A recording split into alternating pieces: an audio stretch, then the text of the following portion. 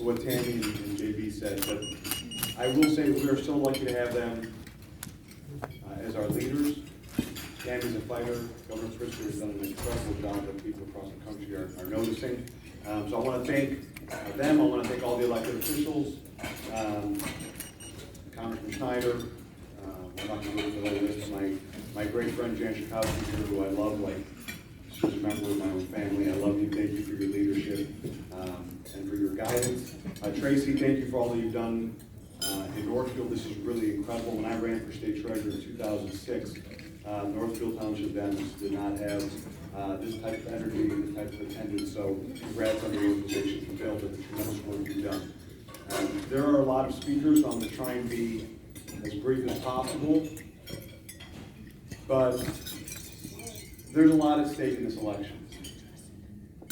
And I wish I could come here tonight, today, and say I'm going to be bipartisan and work across the aisle, and I will, and if I'm fortunate to get elected, I'll do everything I can to work across the aisle. But the truth of the matter is that the differences between Republicans and Democrats have never been so stark. This is no longer about differences on tax policies and how we should fund education. This is about the future of our country, the future of our democracy, the future of our planet. And when I think about the issues that we're facing, the challenges that our country is facing, we need everyone to be as involved as they've ever been. A few issues that Tammy mentioned. You know, when I think about the most fundamental duty of government is to protect our kids and our grandkids.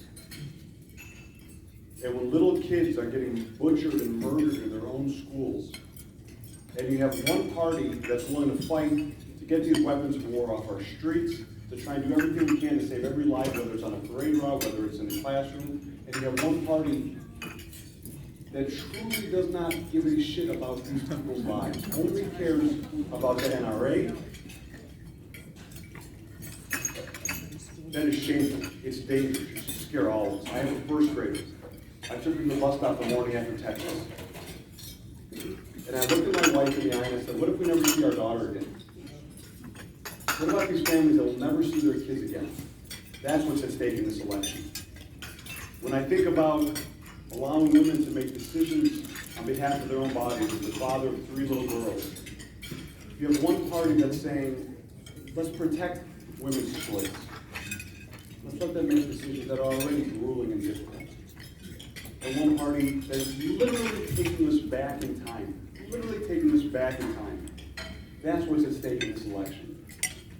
And when I think about the biggest threat that our democracy has faced in a long time, is assault on voting rights that is happening across the country. People are not paying enough attention to this issue. Republicans are passing bills and laws every single day to disenfranchise voters, to make it as difficult as possible to vote. It is happening. And if you look at the nut job that they're electing on the other side, they are telling us right now, not only are they denying the results of the last election, they are telling us right now, they don't care if they win or lose. They will deny the results of this election if they happen to lose. They're literally telling us this from now. So what's at stake in this election? Our democracy, our planet, women's rights. The sanctity of our election system. Secretaries of state across the country are the last line of defense in this fight for voting rights. And if you don't think this office matters, it does. If I'm fortunate enough to get elected, not only will I do everything I can to enfranchise voters, to protect voting rights, we're going to fix the automatic voter registration system. We're going to make it easier for people to vote. We're going to pre-register, we're going to become the 18th state in the country to pre-register 16 and 17-year-olds so that when they turn 18, they're automatically registered to vote. We're going to push from National Day being declared an election a national holiday. We're going to do everything we can to protect the right to vote that people in this country have died for, that my 2 parents crossed an ocean to be a part of, and that all of us every single day fight for. We're also the state's chief librarian. We're over 3,500 libraries in the state of Illinois. Senator Duckworth mentioned this week. Jesse White and I have been traveling the state over the last couple of weeks to discuss this ban on books that's actually really happening in the year 2022. Think about what they're doing. They're literally threatening with violence is librarians that are just doing their jobs. They're saying we want to pick and choose what books kids read, which undermines the very principle of education, which is to teach little kids to think for themselves. That's what's happening. It's happening here in the suburbs, it's happening in Southern Illinois, so we need a state librarian that's going to fight for these rights. We also announced our License to Read program, where we're going to negotiate lower rates with publishers. So there are a number of things that are probably boring, but incredibly important. And if you don't think that the Secretary of State has something to do with a choice and women's right to choose, well, we do.